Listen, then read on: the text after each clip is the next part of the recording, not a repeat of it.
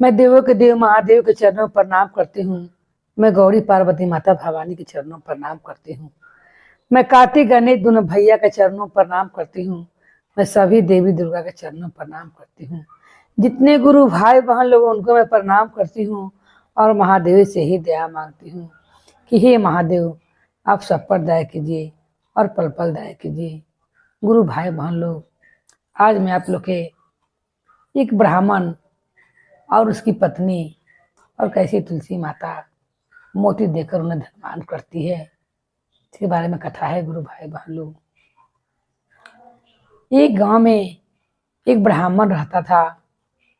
ब्राह्मण रोज पूजा पाठ कराने जाता था और ब्राह्मण को जो पैसा मिलता उससे अपना वो घर का जितना सामग्री होता ले आता भोजन का। उसका मन में तनिक भी लालच नहीं था ब्राह्मण का कि मुझे ज़्यादा ज़्यादा पैसा मिले। कितना ब्राह्मण रहते हैं कि कितना दे दीजिए, मगर फिर भी उन्हें कम ही लगता है। मगर वो ऐसा ब्राह्मण थे कि उन्हें जितना जोन दे देवे उन्हीं में संतोष रहे और कोई ज़्यादा देवो करे तो ज़्यादा नहीं ले, क्योंकि इसमें मेरा घर का खर्चा चल जाएगा। इतना में रोज का उनका यही काम था। वो उतने पैसा रोज लाते थे जितना वह घर का काम निकल सके, खर्चा निकल सके। और उसी नगर में एक राजा रहता था। राजा बहुत ही दानी और प्रपाती था। वो बहुत दान पुण्य करता था। वो हर गरीब की सहायता किया करता था। एक दिन पंडिताइन कहती है पंडित जी से कि आप जो रोज रोज थोड़ा थोड़ा मांग कर लाते हैं पूजा पाठ कराकर, इससे कहाँ घर की जरूरतें पूरा होती हैं। हम लोग के लड़कन दूसरा को ये खायल पियल पहनल देखकर वो भी लोग सोचते हैं कि मैं भी उतना अच्छा खाता पीता पहनता, मगर आप कहते हैं कि जरूरत से बेसी पैसा का क्या काम है। भोजन मिल रहा है, जीवन चल रहा है, दे पर वस्त्र पहनो यही बहुत है। हीरा मोती से जरा हुआ कपड़ा पहनकर तुम क्या करोगी। यह 10 खल के पकवान बनाना खाना जरूरी नहीं है। भगवान तुम्हें जो दाल भात सब्जी आगे में आ रहा है वही बहुत है। ब्राह्मण देवता बहुत अपना पत्नी को समझाते हैं, मगर उसकी पत्नी रोज ब्राह्मण देवता कहती कि आप राजा साहब के पास जाइए और जाकर उनसे धन मांग कर लाइए, क्योंकि राजा साहब हर गरीब की सहायता करते हैं और उनका द्वार से कोई भी निराश नहीं लौटता है। ब्राह्मण देवता 2 दिन आकर नौकर किए, मगर पत्नी के रोज रोज कहला के कारण वो राजा के घरे गए। राजा साहब ने पहले राजा साहब गए तो 2 दिन तक राजा साहब उनसे भेंट नहीं हुए। वो कहूँ कहूँ निकले हुए थे राजा साहब, लौट लौट के आ गए। पंडिताइन पूछती है कि आपको राजा साहब के दरबार में धन नहीं मिला, आप खाली हाथ आ गए। पंडित जी कहते हैं राजा सफाइये नहीं थे तो कौन आज्ञा देता धन देने के लिए, इसलिए मैं चला आया। फिर पत्नी तीसरा दिन भेजती है। 2 दिन तो ब्राह्मण उनके दरवाजे से लौट लौट कर आते हैं और राजा जी से भेंट नहीं होता है, मगर फिर भी ब्राह्मण की पत्नी उनका पीछा नहीं छोड़ती है और वो अपने ब्राह्मण को पति को भेजती है राजा साहब के पास। जब ब्राह्मण देवता पहुंचते हैं राजा साहब के पास से, राजा साहब 2 दिन ना भेंट होला कारण ब्राह्मण देवता से क्षमा मांगते हैं और कहते हैं ब्राह्मण देवता कहिए मैं आपको क्या दे सकता हूँ और मैं क्या दूँ, जो भी कहिएगा मैं उतना धन आपको दे दूंगा। ब्राह्मण कहता है क्या मैं जो मांगूंगा वो आप मुझे दीजिएगा। राजा कहता है मैं स्वयं दूंगा, आप पहले बताइए कि आपको क्या चाहिए। ब्राह्मण देवता कहते हैं मुझे आपका मेहनत का कमाया हुआ पैसा चाहिए। आपके खजाने में से एक भी पैसा नहीं चाहिए, जो मेहनत से कमाया हुआ पसीने का पैसा हो वही चाहिए। जिसमें आपका पसीना बहा हो उससे आपको पैसा प्राप्त हुआ हो। ये सुनकर राजा अचरज में पड़ जाता है और सोचने लगता है कि मेरा जितना सारा खजाना में पैसा है वो सारा पैसा तो मेरा इधर उधर से आया हुआ है, मेरा मेहनत का पसीना का एक भी पैसा नहीं है। और चिंता में हो जाता है और पंडित जी से कहता है कि आप 2 दिन के बाद मेरे घर पर आइएगा, मैं आपको धन जरूर दूंगा, अपनी मेहनत का पसीना के पैसा जरूर दूंगा। इधर राजा साहब की पत्नी कहती है आप इतना चिंता में क्यों हैं। राजा साहब कहते हैं मैंने इतना सारा दान पुण्य किया हूँ और मैंने इतना सारा खजाना निकाल निकाल कर गरीब की मदद की है, मगर ये ब्राह्मण देवता ऐसा बात कह गए कि मुझे चिंता हो गई है। ब्राह्मण देवता कहे हैं कि अपना पसीना कमाई मुझे देना, अब मुझे जाकर कहूँ काम करना पड़ेगा और अपना पसीना बहाकर पैसा लेने पड़ेगा, वही पैसा मैं ब्राह्मण देवता को दूंगा।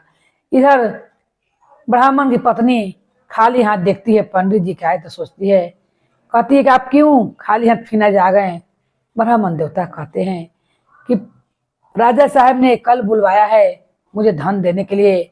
ब्राह्मण की पत्नी सोचती है कि लगता है कि ढेर सारा धन देंगे, इसीलिए ढेर सारा इन्होंने मांग लिया है, जिस कारण उन्होंने कल बुलवाया है मेरे पति को धन देने के लिए। राजा साहब की पत्नी कहती है कि चलिए, अगर आप काम खोजने के लिए जा रहे हैं पसीना बहाकर पैसा लेने के लिए, तो मैं भी आपके साथ चलूंगी। और राजा साहब पुराना वस्त्र पहन लेते हैं, माथा पर पगड़ी बांध लेते हैं कि मुझे को नगर में कोई पहचाने नहीं, साड़ी लगा लेते हैं। और उनकी पत्नी पुरानी साड़ी पहन लेती है, सब सोना का जेवर उतार कर और रोल गोल के मोती वाला एक दो हार पहन लेती हैं और वो चली जाती हैं। दम ना कोई चिन्हे कि वो राजा और रानी है। जाते जाते एक लोहार के घर पहुंचते हैं राजा और रानी, और लोहार भाई से कहते हैं कि मुझे काम पर रख लो। उस समय लोहार के पीटने के लिए आदमी चाहिए था जो छेनी, हथौड़ी, कुदारी, खंती बना सके, क्योंकि उसमें पीटने में ताकत लगबे करता है। और लोहार थोड़ा बूढ़ा हो गया था। लोहार कहता है, पहले काम समझ लो, तुम्हें इसे आग में धिकाना पड़ेगा, इसे छर को धिकाकर, और तुम्हें बड़ा बड़ा हथौड़ा से मारकर इसे पीट कर तुम्हें खंती बनाना होगा।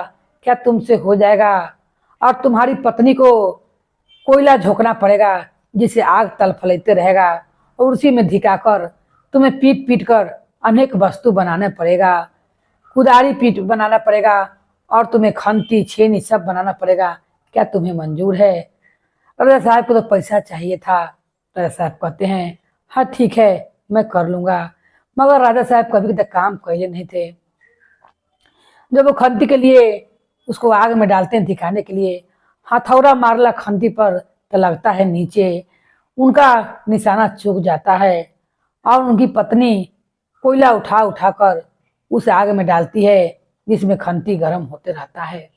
अब देखती हैं लोहार की पत्नी तो कहती है अपना पति से, आपने कैसा नया नया मजूरा रख लिया है जो आपका टाइम बेकार कर रहा है, इसको तो लूट से पीटने भी नहीं आ रहा है और न इसे हथौड़ा चलाने आ रहा है, आप इन्हें काम में से निकाल दीजिए।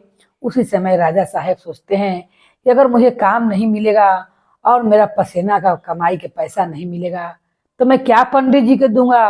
वो लोहार से विनती करने लगते हैं और उसकी पत्नी से, राजा साहब कि मुझे एक मौका और दीजिए, अवरी मैं अपना निशाना दम खंती पर मारूंगा कि दम वो चिट्टा हो जाएगा। और वो लोढ़ा उठाकर, बरका हथौड़ा उठाकर और आग से धिका हुआ खंती को उसी पर पीटते हैं और उसका दम धार चोक करते हैं। ये देखकर लोहार प्रसन्न हो जाता है और उनकी पत्नी को 2 आना और 2 आना राजा साहब को पैसा देते हैं, 4 आना पैसा देते हैं। और पीटते समय राजा साहब का पसीना तर तर चूते रहता है क्योंकि मेहनत वाला काम रहता है और उनका सारा बदन का कपड़ा भीग जाता है। तब राजा साहब समझते हैं कि पंडित जी ने मुझे पसीना की कमाई कहा था लेने के लिए, यही पसीना कमाई होता है कि पसीना बहते रहे और काम करते रहे।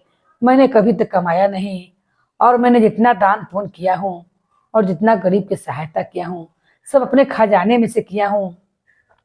ये 4 आना मैं चलकर पंडित जी को देता हूँ और वो पैसा लेकर पंडित जी के पास आते हैं और ब्राह्मण को देते हैं। ब्राह्मण उनका पसीना के पैसा लेकर कमाई का बहुत प्रसन्न होते हैं। उनकी पत्नी जब ये देखती है कि 4 आना पैसा ले हैं, ये 2 आना 2 आना 4 आना, तक कहती उनकी पत्नी झनक जाती है और कहती इसमें क्या होगा, ये 4 आना पैसा में आपने ये क्या मांग लिया है राजा साहब से? उनका पास इतना सारा धन है, आपने उनसे मेहनत का पसीना कमाई मांगा है। इस जमाना में कितना मेहनत से कमाने पर कितना पैसा मिलता है। देखिए राजा साहब का पूरा देह का वस्त्र भींगा हुआ है, फिर भी पति पत्नी को मिलाकर 4 आना पैसा मिला है, इससे क्या होगा। और उस 4 गो पैसा को क्या करती है कि अंगना में एक तुलसी का चौड़ा रहता है, वहीं पर रख देती है। और रखती है। अब रोज जब पूजा होने लगता है, जब वहीं पर रख देती है तुलसी के चौरा के पास, उसमें तुलसी जी नहीं रहते हैं। अब वो जो पैसा वहां दबाता है, उसी में फूल पत्ती रखा रहता है, उसी में 4 पौधा जन्मता है तुलसी माँ का। वो तुलसी के पेड़ देख के ब्राह्मणी रोज तुलसी में पूजा करने लगती है। वो मेहनत का पैसा बीज बन जाता है तुलसी माँ का, और वो 4 वो पेड़ में बढ़ती रहता है। 2 गो फूल, 2 गो तुलसी माँ का उसी में गमला में। अब रोज ब्राह्मणी पूजा करती है। अब वो जितना तुलसी के मोजर आता है, ये मोती बन बन के रोज गिरे और भर अंगना वो मोती हो जाए। ब्राह्मणी उस मोती का मर्म नहीं बुझती थी। वो बहार बहार के उठा के वो कोना में जमा कैले जा रही थी वो मोती को। वो हीरा मोती समझ में नहीं करती कि क्या चीज है इतना लाइट खड़े। ब्राह्मणी के दिन सब्जी के काम रहता है। उसके गांव में एक सब्जी वाली आती है और ब्राह्मणी कहती है कि मेरे पास पैसा नहीं है, ये मोती है, ये जो वस्तु है वो वस्तु समझती थी। वो कहती है ब्राह्मण की पत्नी, ये वस्तु है, ये ले जाओ और इसी से मेरा काम चला दो, इसे लेकर मुझे सब्जी दे दो। वो मोती के परख उस सब्जी बेचने वाली को हो जाता है और वो समझती है कि 50-100 रुपये के सब्जी में मुझे हजारों करोड़ों का फायदा हो रहा है। ये सब हीरे मोती हैं। रोज खुश हो जाती है सब्जी वाली खुश रहती है कि मुझे सब्जी देकर 1000-2000 का हर करोड़ का फायदा हो रहा है, इतना पैसा का। इधर पंटाइन खुश रहती है कि ये मोजर गिर रहा है मोती बन के, ये मेरे कोई काम का नहीं है, एक दिन में से मैं फेंक दूंगी, ये मैं क्या करूंगी। और वो बाहर बाहर कोना में लगे ले जाती थी, जो पैसा तुलसी माँ के मोजर में से गिरता था। अब वही मोती, इन्हें पंटाइन भी खुश है, इन्हें सब्जी वाली भी खुश। एक दिन राजा साहब के इतना वो दान पुण्य किए थे कि उनका पूरा राज्य खाली हो गया था और उनका राज्य में तनिक भी पैसा कौड़ी नहीं था। राजा साहब 2 हंस रख ले थे, जो हंस रोज मोती खाते थे। अब उनका कुछ भी नहीं रहता है कि वो हंस को मोती खिला सकें। ये बात के लिए पूरा गांव में ढिढोरा होता है कि जौन राजा साहब हर गरीब की मदद किए हैं, हर की सहायता किए हैं, उनका हंस को खिलाने के लिए मोती नहीं है, वो कहाँ से मोती लाएंगे और कहाँ से खिलाएंगे। पंडित जी अपना पंटाइन से कहते हैं कि रोज ये मोती गिरता है, ये मोती के हम लोग वस्तु समझते हैं जो हम लोग किसी काम का नहीं है। पंटाइन कहती है, ना जी, इसको देने पर रोज सब्जी हम लोग के सब्जी वाली दे जाती है, रोज मैं उठाकर इतना मोती देती हूँ और वो रोज सब्जी देती है, कम से कम सब्जी के तक में आ रहा है, इससे कोई वस्तु हम लोग खाने वाला कीन लेते हैं। कहते पंडित जी बहुत अच्छे दिल के राजा साहब थे, उन्होंने अपना पसीना बहाकर मुझे 4 पैसे दिए थे, जो तुमने नहीं लिया और वहां रख दिया। चल कर देखो पैसा कहाँ है। जब देखते हैं तो पैसा जो गमला में गड़े हुए थे, जो तुलसी माँ बनकर उपरंत होती है, उन्हीं में से मोजर के बदला मोती गिरने लगता है। वहां पैसा नहीं मिलता है, सब फूल से ढपाया रहता है, बेलपत्र से ढपाया रहता है और मोजर से पत्ता से सब तपाया रहता है। उतने में लेकर मोती और जाते हैं राजा साहब के पास और कहते हैं कि राजा साहब ये मोती ले लीजिए और अपना हंस लोग के भोजन कराइए, क्योंकि उनका हंस रोज मोती मिलते थे। अब राजा साहब मोती देखकर चकित हो जाते हैं और कहते हैं ये करोड़ों का ये जेवरात से इतना चमक वाला मोती तुम्हारे पास कहाँ से आया। पंडित कहता है कि तो मेरे पास बहुत ढेर सारा है, मेरा अंगना में 4 गो पेड़ जमा था, 2 गो तुलसी का और 2 गो फूल का, उसका सब फूल गिरता है और तुलसी का मोजर गिरता है, वो सब मोती बन जाता है। मैंने बहार बहार कर अंगना में लगा दिया हूँ सब। मैं जब सुना कि आपके हंस के लिए मोती चाहिए तो मैं उसी लिए ले आया हूँ। राजा कहता है पंडित जी को कि तुम्हारे घर में लक्ष्मी मैया ने निवास कर लिया है और देखो तुम्हारे घर में करोड़ों से करोड़ों का तुम आदमी हो, ये सब बहुत दाम में बिकते हैं, ये कोई मामूली मोती नहीं, ये हीरा मोती है। ये बात सुनकर पंडित अपने घरे आता है और तुलसी के चौरा को गोर लगता है और पंटाइन भी गोर लगती है और कहती है पंडित जी पंटाइन कि हे महादेव, आपने बिना मंगले मुझे सब कुछ दे दिया। अब राजा साहब के पास ये धन नहीं है, मैं उन्हें अपना सारा मोती उठाकर दे दूंगा, क्योंकि जानते थे कि रोज सवेर में फूल सवेर में मोती बनकर गिरबे करेगा और तुलसी का मोजर भी सवेर में मोती बन ही जाएगा। क्यों न मैं राजा साहब को सारा अपना मोती दे दूं। और पंडित जी ऐसा ही करते हैं। सब मोती उठाकर जितना बाहर के लवेले रहते हैं सब ले जाकर राजा साहब को देते हैं और राजा साहब उन्हीं मोती से बहुत धनवान हो जाते हैं। इधर ब्राह्मण भी और उनकी पत्नी भी खूब धनवान हो जाते हैं। तब राजा साहब को समझ में आता है कि मेहनत की कमाई का ही फल होता है। मेरा पसीना की कमाई था, जो कि पंडित जी ने बताया था कि मैंने चारों आना पैसा जब दिए थे मैं यहाँ पर रख दिया था और मेरी पत्नी देखकर झनक गई थी। उस दिन से पैसा नहीं मिला और 4 गो वृक्ष यहाँ पर जम गया, 2 तुलसी माता का और 2 फूल का। राजा साहब ने सोचा कि मेरे पास जितना धन था पहले का सारा धन तक खर्चा हो गया, मगर मेहनत का पसीने का कमाई फल फूल गया और भगवान इतना कृपा किए।